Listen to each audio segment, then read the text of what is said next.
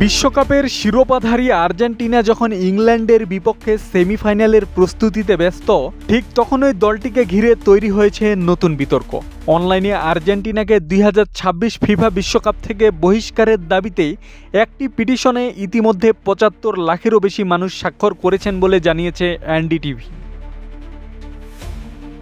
দক্ষিণ China morning পোস্টের প্রতিবেদনের বরাতে এনডিটিভি জানায়, পিটিশনটির মূল অভিযোগ ফিফা এবং ম্যাচ পরিচালনাকারী রেফারিরা মেসি ও আর্জেন্টিনার প্রতি পক্ষপাতমূলক আচরণ করছেন।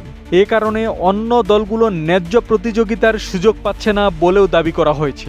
আর্জেন্টিনা.com নামে একটি ওয়েবসাইটে চালু হওয়া ওই প্রচারণায় বলা হয়েছে, এটা স্পষ্ট যে ফিফা ও রেফারিরা লিওনেল মেসি ও আর্জেন্টিনার পক্ষে পক্ষপাতদুষ্ট। বিজয়ী যদি আগেই ঠিক করা থাকে, তাহলে বাকি দলগুলো কেন প্রতিযোগিতা করবে?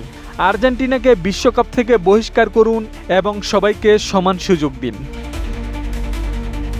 বুধবার সকাল নাগাদ এই পিটিশনের স্বাক্ষরের সংখ্যা 75 লাখ ছাড়িয়ে যায় বলে প্রতিবেদনে উল্লেখ করা হয়েছে।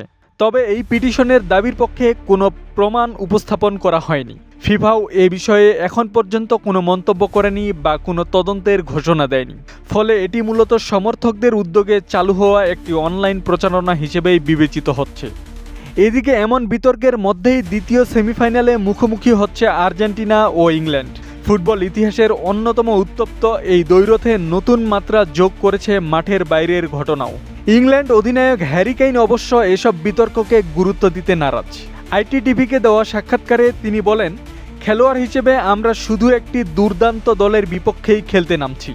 তারা বুদ্ধিমান, কৌশলী, কিভাবে ফাউল আদায় করতে হয় বা ম্যাচের গতি কমিয়ে আনতে হয় তা ভালো জানে।